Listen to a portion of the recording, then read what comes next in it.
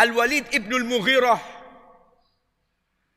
Bahwa orang-orang kufar Quraisy, karena dia sebagai seorang yang ahli syair juga, selain punya kedudukan ilmu, harta, dia juga pandai dalam berbahasa.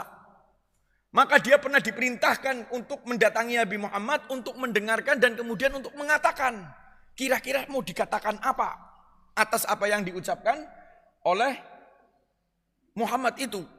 Ketika dia sudah mendengarkan dan selesai, kembali ditanya, apakah itu? Sihir? Bukan. Gila? Bukan. Dukun? Bukan. Syair? Bukan. Maka dia akhirnya mengatakan ayat ini. Itulah dongengan.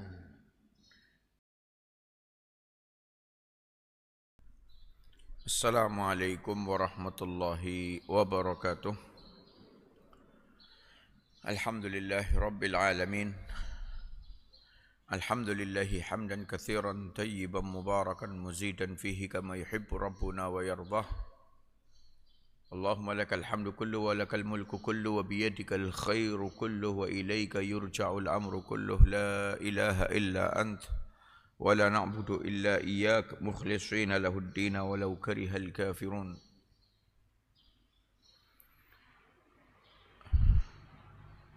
أشهد أن لا إله إلا الله وحده لا شريك له وأشهد أن محمدا عبده ورسوله الداعي إلى رضوانه. وقال تبارك وتعالى في محكمه التنزيل أعوذ بالله من الشيطان الرجيم يا أيها الذين آمنوا اتقوا الله حق تقاته ولا تموتن إلا وأنتم مسلمون. إخوتي في الدين رحمني ورحمكم الله jami'an. Alhamdulillahi rabbil alamin. Bersyukur kita kehadirat Jalla wa Ala subhanahu wa ta'ala atas kebaikan nikmat yang terus kita rasakan, yang mengantarkan kita terus beraktivitas pada pagi hari ini. Allah jadikan kita mudah langkah kakinya untuk menapaki masjid. Kebaikan nikmat rezeki, nikmat keluarga, dan macam-macam dari utamanya adalah nikmatul hidayah. Mudah-mudahan kita syukuri dengan kebaikan amal soleh kita, dengan kebaikan ketaatan kita kepada Allah subhanahu wa ta'ala, sehingga Allah menjadikan ridhonya untuk kita, dan itulah kesuksesan. Ikhwati fiddin rahimani wa rahimakumullah jami'an. 2 pekan yang lalu kita masih membahas di bagian pertengahan daripada surat Al-Qalam, di mana setelah sebelumnya kita telah membahas perintah Allah Subhanahu wa taala yang menggambarkan tentang sejarah dakwah beliau sallallahu alaihi wasallam di kota Makkah, yang Allah perintahkan fala tu'ti'il mukadzibin waddu law tudhinu fayudhidun. Allah melarang nabinya sallallahu alaihi wasallam untuk tidak mentaati orang-orang kafir Quraisy, untuk melemah sedikit, untuk kompromi dari perkara agama yang beliau sallallahu alaihi wasallam dakwahkan, yang menggambarkan di mana mereka kufar Quraisy melihat pergerakan dakwah Nabi Muhammad yang tidak bisa dihalangi. Maka mereka mengajak untuk berkompromi agar beliau sallallahu alaihi wasallam tidak mencela Tuhan-Tuhan mereka, tidak mengutak-ngatik apa yang sudah stabil, sudah berjalan tahunan dari kakek moyang mereka, tentang peribadatan, tentang sistem yang ada dalam tradisi jahiliyah, yang itu menjadi konsentrasi dakwah tauhid. Maka Allah subhanahu wa ta'ala kemudian juga mengikuti di belakangnya, menceritakan kepada kita tentang Nabi Muhammad sallallahu alaihi wasallam agar tidak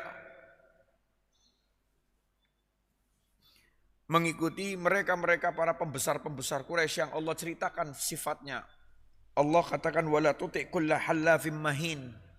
Jangan engkau taati orang-orang yang suka bersumpah lagi hina. hammazim masya'im binamim, yang mereka itu penuh dengan keburukan dan berlaku dalam seharinya adalah namimah atau suka mengadu domba, mana'il lil khairi, menahan dari kebaikan, mu'tadin azim, berlebihan dalam berdosa, dalam melampaui batas aturan-aturan syariat. Yang pada pertemuan lalu kita sebutkan ayat-ayat ini menggambarkan tentang pembesar-pembesar Quraisy. Ada yang menyatakan itu Al-Akhnas bin Syarik, ada yang menyatakan itu adalah Al-Aswad bin Abdul Uzza bin Abdul Yahuth. Ada pula yang menyatakan itu adalah Al-Walid ibnul Mughirah, bapaknya Khalid bin Walid radhiyallahu taala anhu. Yang mana diantaranya kemarin kita menyebutkan wala tuti kulla halafim mahin, bahwa Allah mengatakan dengan kata-kata halaf, suka bersumpah. Orang yang suka bersumpah itu tidak mengagungkan Allah. Sedikit-sedikit wallah, sedikit-sedikit wallah, sedikit-sedikit wallah. Itu pelajaran tersendiri bagi kita. Karena Allah di hati kita agung, maka Allah hanya keluar ketika perkara itu penting, darurat. Maka kita bersumpah hanya pada hal-hal yang urgent. Sementara apa yang menjadi kebiasaan mereka kufar Quraisy menganggap tidak pentingnya Allah, maka meremehkan kalimat lafzul jalalah. Kalimat Allah itu begitu saja mudahnya ngomong. Dengan apapun urusannya, kecil besarnya, bohong tidak bohongnya, semuanya dengan wallahi, wallahi. Maka ketika orang itu mudah menganggap remeh Allah, Allah menganggap remeh dia dan dia hina di mata Allah. Maka Allah mengatakannya apa? Wala tuti kulla halafin mahin. Jangan kamu ikuti orang yang suka bersumpah lagi hina. Jadi hina di mata Allah Subhanahu wa taala. Apalagi kalau dusta itu menggunakan nama Allah. Sudah bersumpah pakai Allah lagi, itu menjadi dosa besar, min akbaril kabair, di antara dosa-dosa besar. Kata Rasul sallallahu alaihi wasallam, ana unabbiukum bi akbaril kabair. Maukah kalian aku beritakan dengan dosa-dosa besar paling besar? Setelah beliau mengatakan uququl walidain, sebelumnya al-isyrak billah, syirik kepada Allah dan durhaka kepada orang tua, apa kata Rasulullah? Qauluz zur ala wa qaulaz zur wa syahadataz zur ala wa qaulaz zur wa syahadataz zur ala wa qaulaz zur wa syahadatuz zur, diulang banyak kali. Ucapan dusta, sumpah palsu, ucapan dusta, sumpah palsu, ucapan dusta, sumpah palsu. Betapa pentingnya Rasulullah mengulang-ulang, menunjukkan karena banyak orang menganggap remeh. Banyak terjadi di zaman-zaman kita bisa jadi. Ikhwati fiddin, a'azani Allah wa iyyakum ajma'in. Hammazin masya'im binamim. Yang kemudian pada pertemuan yang lalu, hammazin itu diartikan suka mencela di depan maupun di belakangnya. Masya'im binamim. Berjalan ke sana kemari untuk memprovokasi agar membenci Nabi Muhammad sallallahu alaihi wasallam. Beberapa hadis kemarin kita sebutkan di mana Rasul sallallahu alaihi wasallam mengatakan orang yang suka mengadu domba tidak masuk surga. Di dalam hadis yang lain bahwa di antara sebab diberikan azab kubur adalah karena yamshi bin namimah, suka mengadu domba. Dalam riwayat yang kedua disebutkan dikarenakan tidak menutupi aurat atau tidak menjaga dari percikan ketika kita buang air kecil. Ikhwati fiddin rahimani wa rahimakumullah jami'an. Ada hadis yang kedua yang akan kita lanjutkan pada kesempatan pagi hari ini, kemudian kita baru lanjut pada ayat yang ke-13. Ketika Allah Subhanahu wa taala melalui lisan Rasul sallallahu alaihi wasallam, beliau mengatakan rawal Imam Ahmad an Asma bintu Zaid anna Nabi sallallahu alaihi wasallam qala, hadis yang diriwayatkan oleh Imam Ahmad dari Asma bintu Zaid, bintu Yazid. Di mana beliau sallallahu alaihi wasallam digambarkan berkata, "Ala ukhbirukum bi khiyarikum." Maukah kalian aku beritakan dengan orang-orang yang baik di antara kalian? Ciri-ciri orang baik. Maka para sahabat mengatakan, "Qalu bala ya Rasulullah." Maka kemudian beliau sallallahu alaihi wasallam mengatakan, setelah para sahabat mengatakan, "Iya ya Rasulullah, apa itu?" Maka beliau sallallahu alaihi wasallam mengatakan, "Alladzina idza ru'u dzukirallahu azza wa jal." Siapakah orang yang baik yang dikatakan orang-orang pilihan di antara kita? Orang itu kalau kita ngelihat mengingatkan kepada Allah. Subhanallah. Jadi kalau kita ngelihat orang itu emot sama Allah. Ingat sama ketaatan. Itu orang baik. Artinya orang yang kita lihat itu orang yang berusaha menegakkan agamanya. Habluminallah maupun habluminan nas. Salatnya baik, ketika dia berbuat sesuatu muamalah itu apa? Selalu menggambarkan kalau dia tuh takut sama Allah sehingga orang tuh waduh, iya ya, kalau ngomong sama orang, hati-hati jangan nyebutin kejelekan orang lah. Kan kadang di mana kita duduk biasanya orang kan ghibah muncul. Kemudian ketika kita duduk dengan dia mengingatkan, jangan, itu enggak penting. Mengingatkan terus karena dia takutnya kepada Allah Subhanahu wa taala, membesarkan Allah dalam hatinya. Kebalikannya tadi loh, yang menganggap remeh Allah hingga dia gampangkan wallahi gampangan gitu loh. Bahkan berdusta pun dengan nama Allah. Karena pikirannya untuk meyakinkan tapi ngeremehkan Allah dalam hatinya. Maka kebalikannya, idza ru'u, jika orang itu dilihat dzukirallah, teringatlah orang itu kepada Allah Subhanahu wa taala. Maka karena apa? Karena hatinya membesarkan Allah. Habluminallah, habluminan nas. Takutnya kepada Allah kelihatan. Maka kalau kita ngelihat dia jadi emot sama Allah. Oh iya belum sholat saya. Oh iya saya ini. Oh iya jangan ngomong ini. Ada orang itu. Sehingga kita termotivasi juga untuk berbuat baik. Itu Rasulullah berpikirnya sampai ke situ. Kalau kita melihat orang itu mengingatkan kepada Allah, akhirnya apa? Apa terus kita maksiat? Kan nggak mungkin. Akhirnya terapa? Akhirnya terdorong untuk berbuat baik. Inilah orang yang baik. Pilihan di antara kita. Ikhwati fiddin, a'azani Allah wa iyyakum ajma'in. Kemudian Rasulullah SAW melanjutkan tsumaqal. Kemudian beliau mengatakan, ala ukhbirukum bisyirarikum. Maukah kalian aku beritakan dengan orang-orang yang paling buruk di antara kalian? Orang-orang yang buruk di antara kalian. Qalu bala ya Rasulullah. Maka beliau SAW mengatakan setelah jawaban para sahabat biasa meminta. Apa itu wahai Rasul? Beliau SAW mengatakan, al-masya'una bin namimah. Orang yang suka kian kemari, kesana kesini, duduk sana duduk sini dengan membawa namimah. Ucapan yang memprovokasi. Ucapan yang membawa orang itu untuk saling marah. Atau menjadikan orang itu akan menjadi berselisih. Orang yang menyebarkan berita termasuk melalui sosmed, hati-hati yang kemarin kita sebutkan. Ada manfaatnya atau tidak ketika itu hanya menjadi gaduh. Kalau memang di satu grup itu tidak semuanya seperti kita. Kita harus menghargai orang, apalagi kalau itu ketika adalah sesuatu yang khilafiyah. Ada dalilnya masing-masing. Apalagi kalau itu adalah perkara negatif, keburukan seseorang. Maka kata beliau SAW, al-masya'una bin namimah, al-mufsiduna bainal ahibbah, yang menjadi rusaknya hubungan ukhuwah. Ini orang buruk ini.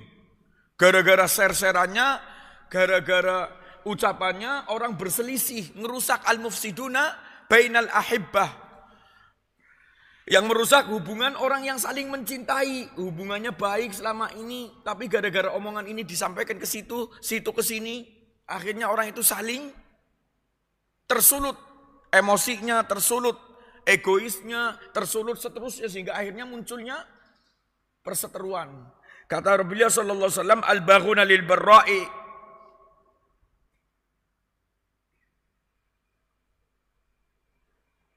Al-baghuna lil barra'il anath.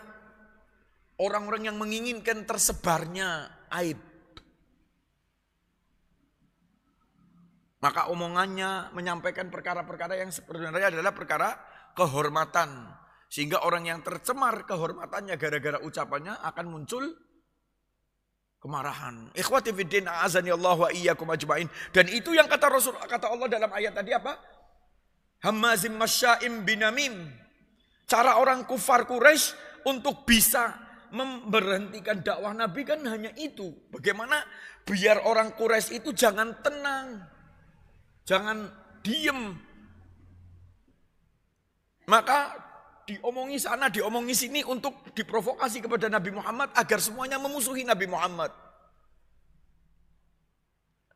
Sehingga pada satu saat ketika turun Al-Quran surat Al-Anfal itu yang bercerita tentang mereka ingin membunuh Nabi Muhammad, mereka ingin menahan, membunuh.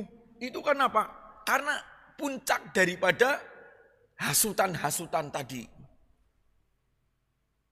Sehingga digambarkan bahkan terjadi kesepakatan setiap kabilah untuk mengirimkan golongannya, wakilnya maksudnya. Sehingga kalau nanti terbunuhlah Nabi kita Muhammad sallallahu alaihi wasallam, maka semua kabilah akan bersatu melawan Bani Hashim. Gitu loh.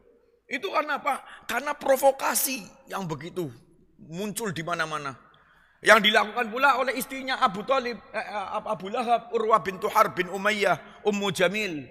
Yang kata Allah Subhanahu wa taala, hammalatal hatab, kemana-mana membawa kayu bakar. Hammalah itu artinya wanita yang suka membawa al-hatab, kayu bakar. Maksudnya manganasi wong, merovokasi ni wong, ngompori orang. Fi jidiha hablum mim masad, yang bahkan dengan itu berliannya, kalungnya dia jual untuk infak di jalannya setan. Maka Allah akan ganti kalungnya dengan kalung dari neraka. Fi jidiha hablum mim masad. Maka ikhwati fiddin a'azani Allah wa iyyakum ajmain. Ini yang diucapkan oleh Allah Subhanahu wa taala terkait dengan firman Allah, hammazim masya'im binamim, manna'il lil khairi mu'tadin athim. Yang pada pertemuan lalu kita sebutkan manna'il lil khairi, mensifati keadaan gambaran orang-orang kufar Quraisy, para tokoh-tokohnya tadi. Manna'il lil khairi mu'tadin athim, yang disebutkan dengan manna'il lil khairi dalam ayat ini, lil mal an yunfiquhu fi wujuhihi. Dia menahan daripada infak yang seharusnya untuk dia keluarkan karena kewajibannya. Dalam riwayat disebutkan yamna'u an al-islam waladuhu wa ashiratuhu.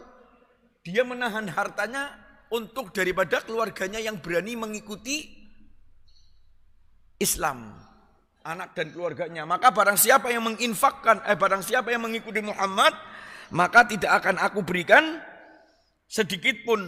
Kata Hasan al-Basri, yaqulu lahum man dakhala minkum fi dini Muhammad la unfiquhu bi syai'in abadan. Siapa yang mau masuk ke dalam agamanya Nabi Muhammad SAW, maka sudah tidak akan aku beri nafkah sedikit pun. Maka dimaksudkan dengan ayat ini, manna'in lil khairi. Karena caranya untuk menahan Islam, biar gak ada yang mengikuti, maka diboikot. Dan itu terjadi bahkan 3 tahun boikot kepada siapapun. Agar tidak memberikan apapun kebaikan kepada orang-orang yang sudah masuk Islam. Supaya apa? Supaya mereka lemah. Kemudian kembali murtad. Minimal menahan orang kalau mau masuk Islam, mikir, daripada aku seterusnya. Ikhwati fiddin a'azani Allah wa iyyakum ajmain. Kemudian dikatakan mu'tadin azim, yang berlebihan dalam berbuat dosa. Cerita tentang manna'in lil khairi itu adalah terkait dengan buruknya mereka, pelitnya mereka itu ketika urusannya untuk Nabi Muhammad sallallahu alaihi wasallam. Mungkin barangkali ini perlu saya tambahkan perkara bahwa Al-Walid ibnul Mughirah termasuk orang yang banyak infaknya. Bingung kan? Jarene rolling, manain lil khairi mu'tadin atim, bahkan berlebihan dalam berbuat dosa, dalam memprovokasi orang, dalam mengadu domba orang, dalam membenci Nabi Muhammad, dalam menghalangi dakwah. Tetapi dalam riwayat beliau juga besar infaknya. Kalau ada dapat riwayat tentang ini, maka menceritakan tentang apa? Pola kehidupan jahiliyah. Apa itu? Yang sebenarnya bukan karena dermawannya, tetapi karena riya. Dan yang kedua, untuk menunjukkan kelasnya, semakin banyak mengeluarkan duit, semakin tinggi di mata orang strata sosialnya. Lihat Al-Quran surat Al-Balad. Ahlaktu malan, yaqulu ahlaktu malan lubada. Sungguh aku telah menghabiskan hartaku semuanya. Itu yang dimaksud adalah diantaranya riwayat mungkin yang pernah kita dengar. Al-Walid ibnul Mughirah setiap bulan haji, setiap ketika semua bangsa Arab masuk kota Mekah, maka dia dengan riaknya mengatakan semua yang datang aku jamin minuman dan makanannya. Keluarkan ribuan dirham. Untuk apa? Untuk agar dia terpandang. Karena semua kabilah-kabilah datang. Maka pada hakikatnya bukan berbuat baik. Pada hakikatnya dia bukan orang yang dermawan, tetapi orang yang riya. Maka tidak ada kebaikannya. Allah tetap mensifati manna'in lil khairi. Karena setelah itu kembali akan pelit. Dia akan perhitungan. Bahkan ketika turunnya Al-Quran, ara'aita alladhi yukadzibu biddin fadzalika alladhi yad'ul yatim. Itu pembesar-pembesar Quraisy diceritakan di riwayat turunnya ayat ara'aita alladhi yukadzibu biddin itu Abu Sufyan. Ketika datang orang meminta sementara dia baru menyembelih onta. Setiap saat dari kebiasaan orang mereka menyembelih untuk makan-makan, dimintai maka dorong dengan tongkatnya, diusir dengan kasarnya. Turunlah Al-Quran, ara'aital ladzi yukadzibu biddin fadzalikal ladzi yad'ul yatim, yang kasar sama orang yatim. Wala yahuddu ala ta'amil miskin. Maka apa yang dimaksudkan dengan ayat ini manna'in lil khairi adalah menahan dari kebaikan-kebaikan untuk mengerjakannya itu karena lillahi ta'ala, untuk mendekatkan diri kepada Allah, karena insaniyah, untuk mengikuti agama, perintah. Dia menahan semua, gak mau. Illa di mana tempat-tempat mereka mendapatkan keuntungan, maka dia ikuti. Maka riya di waktu bulan-bulan haji. Maka kan Allah menggambarkan lagi tuh di dalam Al-Quran surat At-Taubah. Aja'altum siqayatal haji wa imaratal masjidil haram kaman amana billahi. Apakah kamu menganggap memberi minum orang haji, memakmurkan masjid, maksudnya memakmurkan Ka'bah di waktu apa? Di waktu haji lebih baik daripada orang yang beriman kepada Allah. Dia merasa sudah cukup aku memberi mikun, memberi makan, memberi minum kepada tamu-tamunya Allah. Menjadikan ramainya Ka'bah. Itu menunjukkan apa? Allah subhanahu wa ta'ala merekam ada sisi kebaikan. Padahal sisi kebaikan itu di mata Allah tetap buruk. Kenapa? Riya. Ana aghna syuraka anisyirk. Kata Allah subhanahu wa ta'ala, akulah zat yang paling kaya dari semua serikat-serikat yang disepersyariatkan kepada Allah. Man amila amalan asyraka bi ghairi taraktuhu wa amalahu. Barang siapa yang melakukan amalan dan dia menjadikan serikat untukku, maka aku tinggalkan orang itu dan amalannya. Artinya tidak mendapatkan nilai. Ikhwati fiddin, a'azani Allah wa iyyakum ajmain. Kemudian Allah Subhanahu wa taala mengatakan pada ayat berikutnya, utullim ba'da dzalika zanim. Ini yang akan kita lanjutkan. Utullin ba'da dzalika zanim. Kata beliau Al-Qurtubi rahimahullah taala, Allah lagi mensifatkan tentang para pembesar-pembesar Quraisy itu yang diikuti oleh jamaatul kufar, masyarakatnya otomatis. Maka pentolannya yang diceritakan sifat-sifatnya. Dan subhanallah, dari awal tadi kita sebutkan tentang apa? Sifat-sifatnya orang-orang pembesar Quraisy itu semuanya berkaitan dengan muamalah loh. Wala tuti'il mukadzibin. Janganlah mengikuti orang yang suka berdusta. Ini urusan muamalah kan. Hammazim masya'im binamim. Yang banyak merusak dengan celaan, anamimah.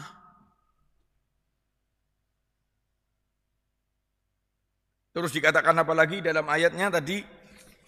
Yang sifat-sifat manna'il lil khairi mu'tadin athim. Menahan dari kebaikan-kebaikan yang sebenarnya bisa dia lakukan. Dia berlampaui batas dalam maksiat. Ini semuanya muamalah loh. Jadi ayat ini walaupun Allah menceritakan sifat-sifatnya orang kufar Quraisy, pada hakikatnya mengajarkan hati-hati ini. Orang-orang yang berbuat seperti ini tidak selesai nanti. Kita akan lanjutkan betapa Rasulullah SAW mengabarkan penghuni surga, penghuni neraka, semuanya gara-gara apa? Gagal dalam akhlak. Gagal dalam masalah akhlak. Yang pada pertemuan yang lalu kita bahas waktu awal-awal surat Al-Qalam ketika membahas tentang wa innaka la'ala khuluqin azim. Mari kita lanjutkan. Apa itu utul? Kata beliau Al-Qurtubi rahimahullah taala, utul lim ba'da dzalika zanim. Utul al-jafi asyadid fi kufri, yang paling keras dalam kekufuran. Itu namanya utul.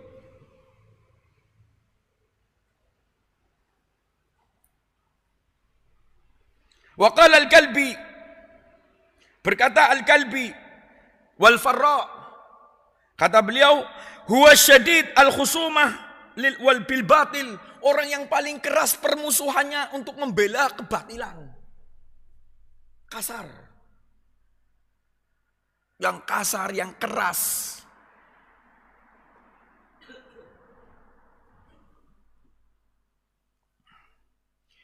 Kata beliau Al-Qurtubi rahimahullah ta'ala, waqila, lanjutannya ini, innahu alladhi ya'tilun nas fayajurruhum ila habzin au azabin. Orang yang ketika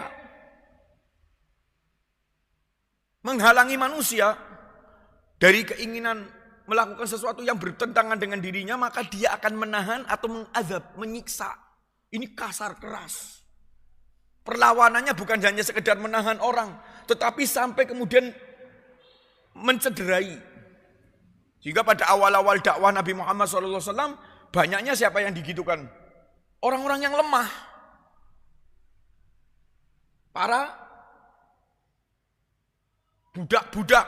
Maka majikan-majikannya tidak segan-segan sampai kemudian membunuh. Karena kerasnya permusuhan menghadapi Islam, maka orang tidak punya masalah, tidak punya salah, hanya gara-gara la ilaha illallah disiksa. Itu namanya utul. Ikhwati fiddin, a'azani Allah wa iyyakum ajma'in.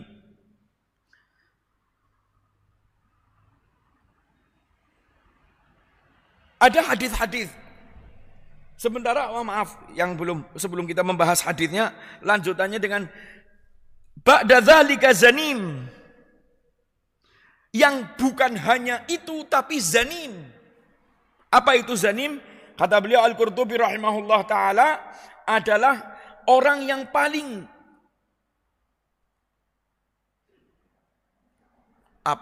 pol dalam bermaksiat. Bukan hanya kasar, bukan hanya keras, tetapi dialah sudah melampaui batas, kalau bahasa terjemah lainnya, dalam kemaksiatan. Jadi kalau ada orang, kata beliau, para mufassirin yang lain diantaranya, kalau ada orang ahli mencuri, maka itulah zanim, ahlinya pencuri. Kalau ada orang ahli berzina, maka itulah zanim, dalam berzinaan. Dia ahlinya dalam berzina. Al-a'la fil ifmi, yang paling tinggi dalam kemaksiatan. Jadi pembesar-pembesar mereka itu bukan hanya keras kasar, tetapi mereka memang betul-betul pada puncak keburukan-keburukan mereka. Ahli-ahlinya maksiat lah bahasa kitanya. Ikhwati fiddin, rahimani wa rahimakumullah jami'an.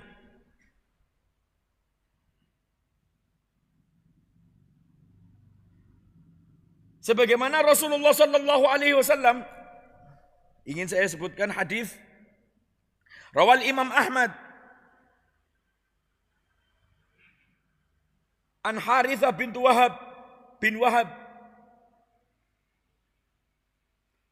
qala Rasulullah sallallahu alaihi wasallam, berkata Rasul sallallahu alaihi wasallam, ala unabbiukum bi ahlil jannah. Maukah kalian aku beritakan dengan orang-orang yang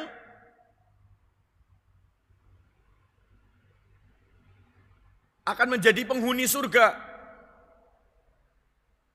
Maka kemudian Rasulullah SAW melanjutkan, kullu dha'ifin mutaba'if lau aqsamallahu la abarrah. Setiap orang yang lemah dan rendah hati, seandainya dia mengucapkan, menyebut nama Allah untuk meminta sesuatu, mesti Allah akan berikan. Jadi orang yang apa? Dha'ifin mutaba'if.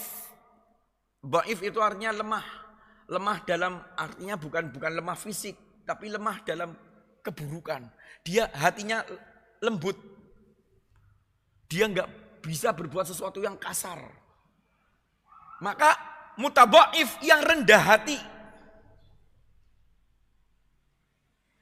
Maka orang-orang seperti ini, kata Rasulullah SAW, orang yang ketika bermuamalah dia rendah hati, lemah, hatinya lembut. Allah mengatakan, kata Rasulullah SAW, lau aqsamallahu la abarrah. Seandainya orang itu mengatakan apa sesuatu dengan nama Allah, Allah ingin selalu memberikan ijabah. Karena kebaikan muamalahnya. Allahu Akbar, gara-gara akhlak. Allah Subhanahu wa taala menyebutkan bukan hanya penghuni surga. Sampai Rasulullah mengatakan lau itu seandainya, lau aqsamallah, seandainya orang itu mengatakan dengan menyebut nama Allah sesuatu permintaan, la abarrah, Allah akan membaiki orang itu.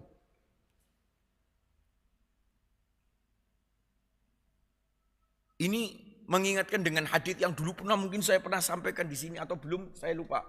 Tetapi Rasulullah SAW mengatakan yang sama, yang semakna dengan hadis ini. Ketika beliau SAW mengatakan, inna ahlal jannati, sesungguhnya penghuni surga itu, apa kata Rasulullah? Kullu hayyinin layyinin qaribin sahlin. Setiap yang lembut hatinya, hayyinin rendah hati, tawaddu, qaribin dekat dengan semua orang, sahlin suka memudahkan urusan. Lihat itu, muamalah semua. Apa yang disebutkan oleh Rasulullah SAW tentang penghuni surga adalah terkait dengan apa? Akhlak. Bukan berarti itu orang yang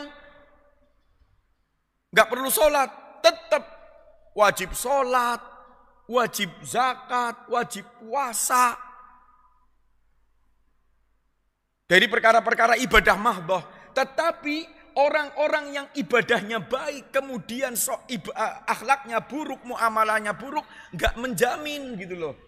Ibadah itu nggak menjamin dia masuk surga, akan mampir dulu, akan selesai dulu urusannya atas dosa-dosa tentang muamalahnya dia.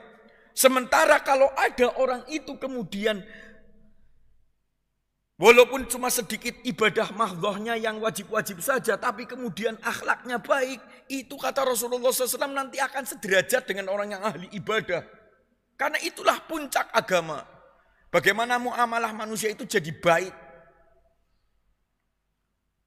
Maka Rasulullah mensifati penghuni surga adalah yang sukses dalam perkara muamalah, yang sukses dalam perkara akhlak adab.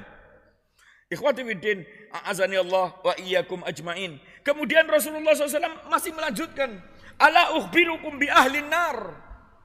Maukah kalian aku beritakan dengan penghuni neraka? Maka beliau SAW melanjutkan lagi, kullu utullin jawadzin mustakbirin Setiap orang yang kasar, angkuh, sombong. Dalam riwayat yang lain, beliau sallallahu alaihi wasallam mengatakan, kullu jawadhin ja'dhariyin mustakbirin manna'in jama'.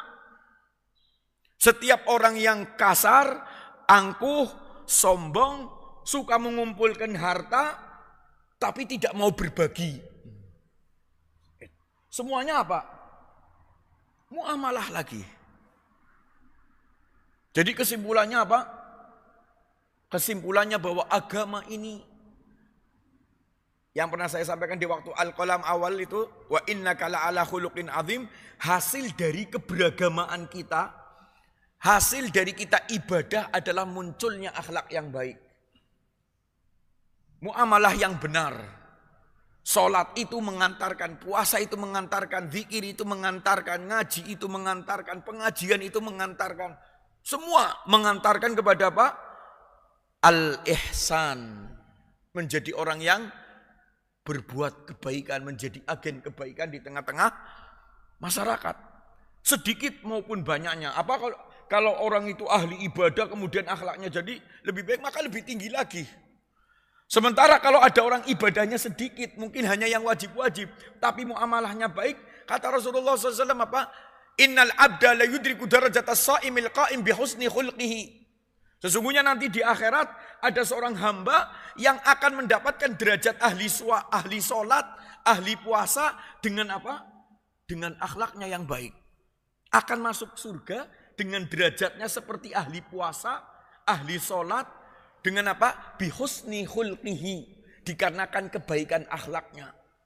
Padahal dia bukan ahli sholat, bukan ahli puasa. Dalam artian ahli itu pernah saya sampaikan terkait dengan masalah yang sunnah-sunnah. Enggak ngerjakan mungkin, dia enggak sempat, enggak mampu. Dia hanya wajib-wajib. Tapi dengan itu Allah angkat derajatnya. Ikhwati fiddin, a'azani Allah wa iyyakum ajma'in. Maka hadis ini menyebutkan perkara itu semua. Ini mengembalikan kepada tema kita di awal tentang wa innaka la'ala khuluqin azim. Ikhwati fiddin, a'azani Allah wa iyyakum ajma'in.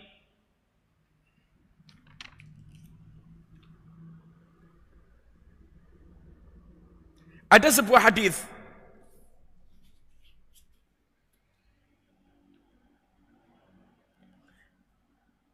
yang Rasulullah sallallahu alaihi wasallam juga mengatakan, tabqis sama min rajulin asahallahu jismahu wa rahaba jawfahu wa a'tahu min ad-dunya ba'dan fa kana lin-nasi zaluman fadzalikal utul az-zanim. Kata beliau sallallahu alaihi wasallam, langit nangis. Wallahu a'lam bagaimana cara nangisnya. Tapi Rasulullah SAW mengkhabarkan seperti itu. Bahwa surga itu bisa mengucapkan kata-kata, neraka bisa mengucapkan kata-kata. Padahal neraka dan surga itu bukan seperti manusia kan. Dia tempat. Tapi bisa, kata Rasulullah SAW, man sa'alal jannata thalathan qalatil jannatu Allahumma adkhilhul jannah, wa man ista'adha minan nari thalathan qalatin nar Allahumma ajirhu minan nar. Orang yang meminta surga diulang 3 kali, maka surganya ikut ngomong, ya Allah masukkan orang itu ke dalam surga. Surga melu ngomong. Surga melu doakan kita ketika kita mengatakan Allahumma inni as'alukal jannah, Allahumma inni as'alukal jannah, Allahumma inni as'alukal jannah 3 kali. Permintaan minta surga diulang, maka surganya ikut mendoakan kita. Wa man ista'adza minan nari thalathan, dan barang siapa yang mengucapkan ya Allah aku minta dilindungi dari neraka, Allahumma inni a'udzubika minan nar, Allahumma inni a'udzubika minan nar, diulang 3 kali, qalatin nar, berkatalah neraka. Apa kata neraka? Allahumma ajirhu minan nar. Bebaskan orang itu dari neraka. Jadi kita didoakan oleh neraka dan surga berdasarkan apa yang kita doakan. Ngomong. Atau dalam Al-Quran ada halim talakti fataqulu hal mim mazid. Nanti di akhirat, di waktu kiamat setelah selesai semuanya dimasuk-masukkan ke dalam neraka, Allah mengatakan kepada neraka, halim talakti, wis kebak apa durung? Maka surganya ngomong hal min mazid. Adakah tambahan? Ini kabar. Dan salah satu di antara tanda keimanan adalah mengimani tentang perkara-perkara yang gaib. Nah ini kata Rasulullah SAW, tabkis sama. Langit itu nangis. Nah bagaimana caranya? Wallahu a'lam. Tetapi apa sebabnya? Adalah orang yang Allah Subhanahu wa ta'ala berikan kepada dia kesehatan. Hati yang normal. Allah berikan dunia kepada dia, rezeki. Maksudnya hati yang punya sifat sensitif. Itu ada dalam hati kita masing-masing kan. Punya rasa, sense gitu loh. Sehat jasmani, hatinya juga ada. Diberikan kemampuan untuk merasakan sesuatu. Bukan hanya dengan sesuatu yang akal, tapi dengan hatinya. Perasaan itu ada. Kemudian Allah berikan apa? Dunia, entah harta, entah kekuasaan, entah apa, macam-macam dari kebaikan dunia ini. Tapi orang itu kepada manusia zalim. Kasar. Ikhwati fiddin, a'azani Allah wa iyyakum ajmain.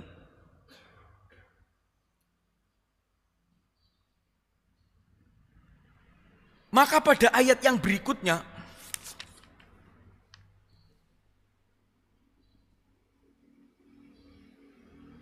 ayat yang ke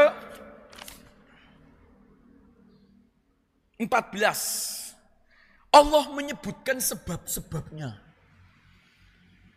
Dan dari sebab itulah kenapa kemudian kita pernah mendengarkan ada doa yang mengatakan, ya Allah, aku lebih baik diuji dengan kemiskinan daripada diuji dengan kekayaan. Jadi sebab-sebab tadi yang pertama, banyak bersumpah, meremehkan orang, kasar sama orang, pelit, macam-macam tadi disebutkan ujung sebabnya. Apa kata Allah Subhanahu wa taala? Angkana dza mali wa banin. Hanya mereka karena diberikan hanyalah mereka karena memiliki harta dan anak-anak. Gara-gara itu angkana dza malin wa banin.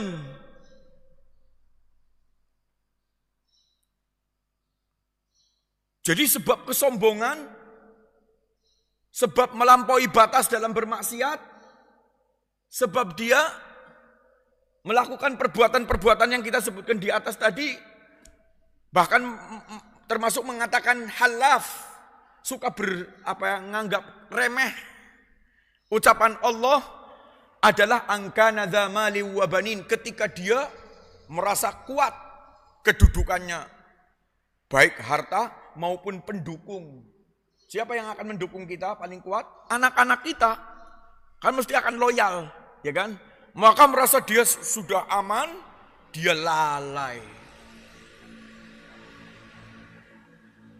Dengan karena sebab harta, dia lalai. Karena apa? Sudah mempunyai semua, mau apa saja ada. Untuk perlindungan ada anak-anak yang loyal. Termasuk anak-anak adalah anak-anak bayarannya, maksudnya pengikut. Maka dia merasa aman. Maka dia berbuat semaunya. Hanya gara-gara apa? Itu. Ikhwati fiddin, a'azani Allah wa iyyakum ajma'in.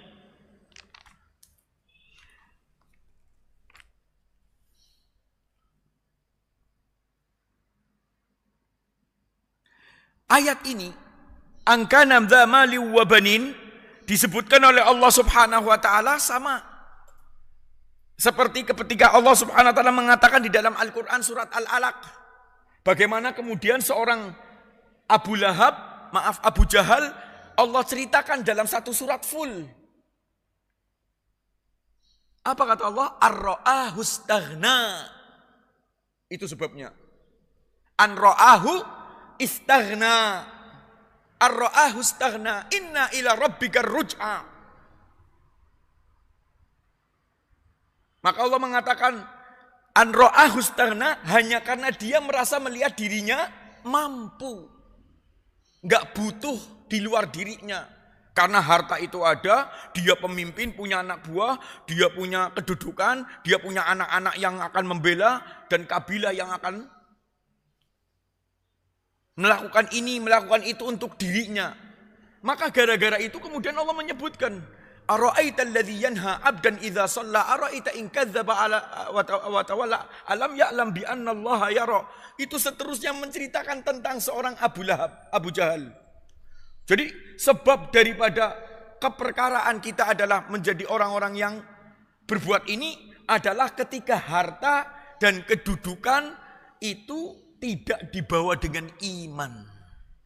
Maka Allah Subhanahu wa taala dikatakan di dalam tafsir disebutkan wa nabluukum bisyarri wal khairi fitnah. Allah akan menguji kita itu dengan dua perkara. Bil khairi bisyarri wal khairi fitnah. Ujian itu adalah dengan keburukan menurut mata kita dan kebaikan menurut kita. Keburukan itu apa? Allah ujinya dengan kesempitan, sakit, gagal, ini, itu dari perkara-perkara yang sempit bagi jiwa kita. Tapi wa khairi fitnah, dan kebaikan yang, ujian yang baik. Baik menurut siapa? Manusia. Harta, kedudukan, ilmu, kepemimpinan.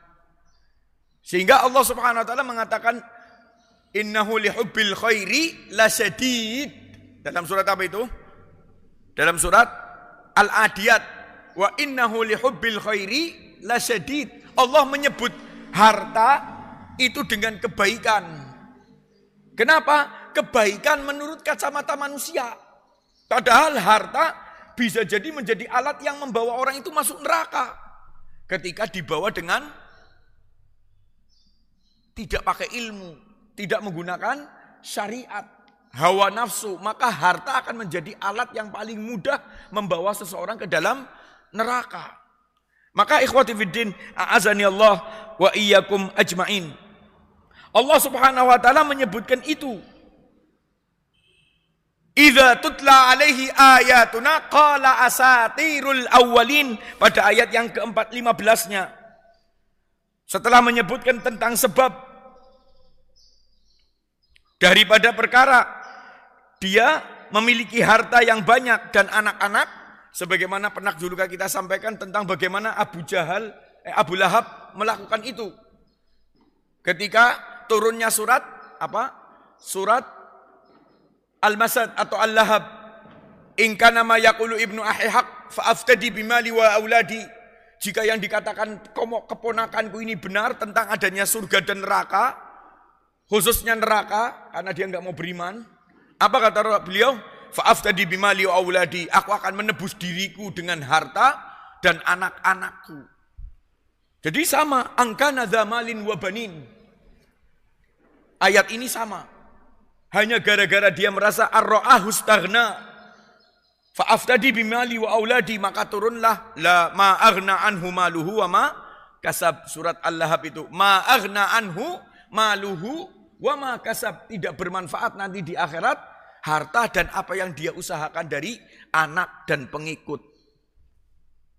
Apa? Untuk apa? Untuk menepis bahwa semua kesombongan itu hanya karena ujian harta duniawiyah yang menjadikan kita lalai. Apa kata Rasulullah SAW sebelum kita membahas tentang ayat yang terakhirnya idza tutla alaihi ayatuna qala asatirul awwalin, daripada perkara ayat yang ke-15 pada pertemuan pagi hari ini. Apa kata Rasulullah SAW? Lal faqra akhsha alaikum.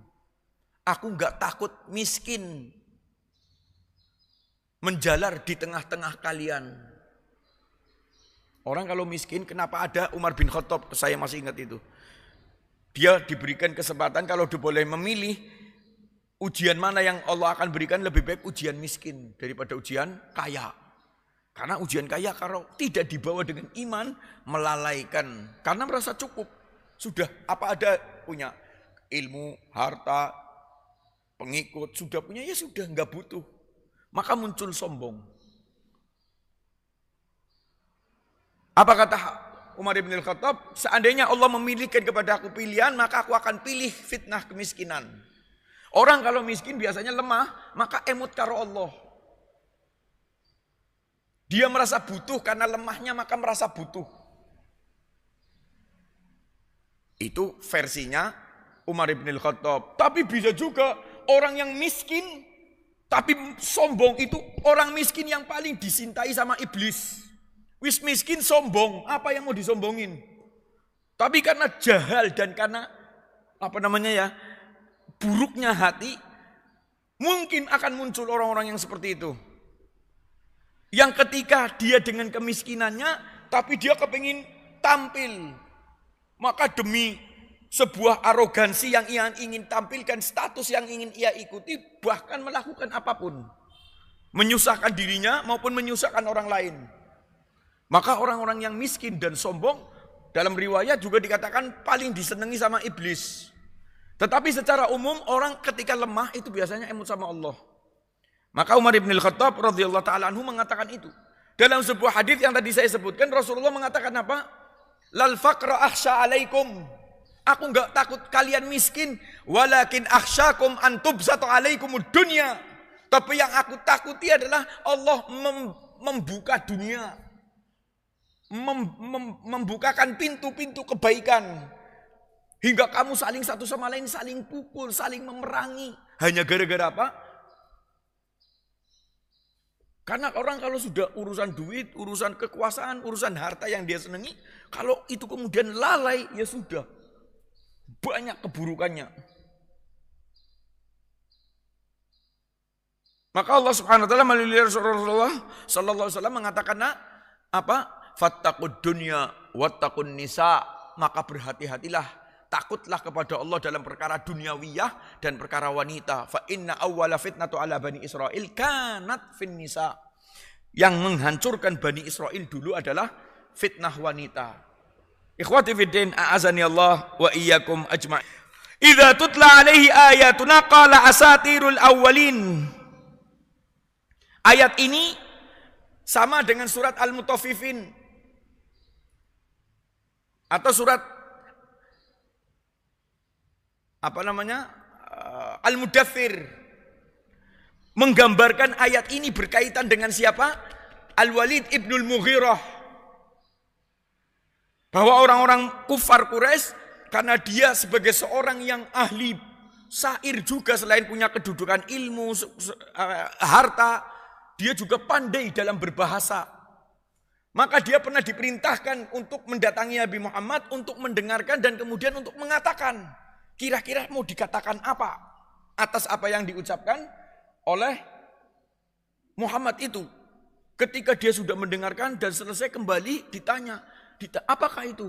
Sihir? Bukan. Gila? Bukan. Dukun? Bukan. Syair? Bukan. Maka dia akhirnya mengatakan ayat ini. Itulah dongengan. Karena mereka tahu mau dikatakan pendusta, Nabi Muhammad bukan pendusta. Mau gila bukan gila. Orang ahli syair, Nabi Muhammad gak punya ilmu. Gak mungkin dia bisa mengarang sendiri gitu loh.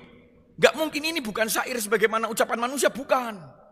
Maka dia punya ide untuk mengatakan apa?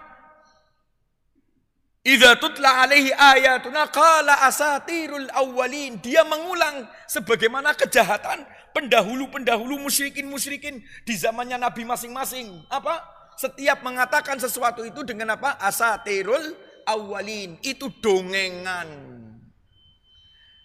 Manfaatnya apa? Ketika mereka mengatakan idza tutla alaihi ayatuna qala asatirul awwalin, manfaatnya apa? Kalau mengatakan syair, mereka punya jawaban sendiri, enggak mungkin bodoh dukun maupun jampi-jampi mereka tahu sendiri karena Nabi Muhammad tidak mungkin seperti itu. Tapi kalau dikatakan asatirul awwalin, dia akan berkira apa? Bahwa karena ini hanya sekedar dongengan, gak usah diurusi. Gak perlu direspon. Antum dengar ceritanya Malin Kundang atau Tangkupan Perahu, cerita-cerita itu kan dongeng.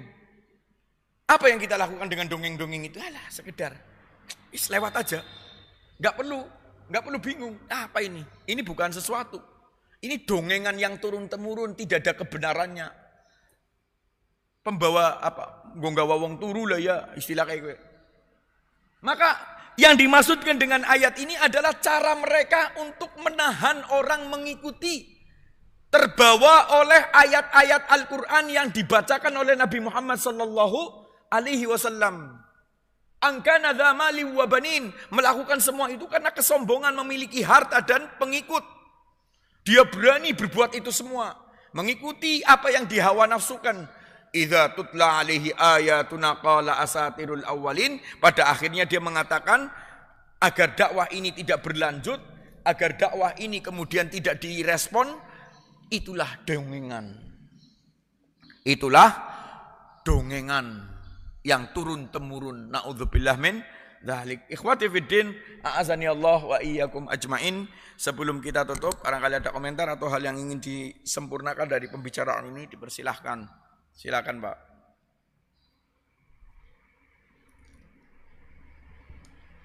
Assalamualaikum warahmatullahi wabarakatuh. Waalaikumsalam warahmatullahi. Tadi dijelaskan bahwa Umar bin Khattab itu lebih senang diuji kemiskinan. Pertanyaan saya, bagaimana ini hubungannya dengan kemiskinan itu cenderung kufur? Terima kasih. Jazakumullah khair. Ikhwati fiddin rahimani rahimakumullah jami'an. Ini kan tadi pengandaian. Seandainya aku bisa memilih, kata beliau Umar bin Khattab radhiyallahu taala anhu, maka aku akan memilih ujian kemiskinan. Kenapa?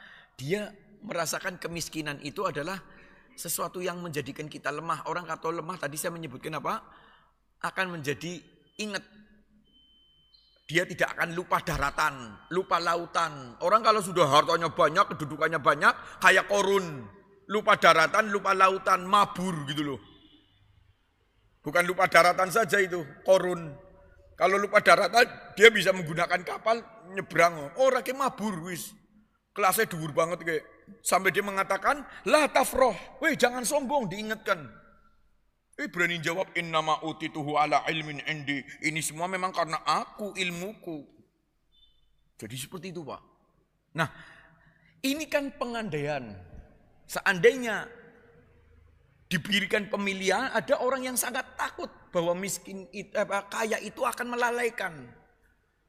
Nah, sementara yang ada hadis, walaupun hadis ini didhaifkan, seandainya pun sahih, maka maknanya adalah miskin hati, bukan miskin duit, miskin duniawiyah.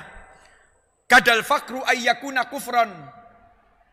Hampir saja kekufuran itu menjadikan kefakiran itu menjadikan kekufuran. Kadal fakru ayyakuna kufron. Itu ada hadis, tapi hadis ini dikatakan bukan ucapan Rasul. Ada yang menyatakan ini dhaif sekali.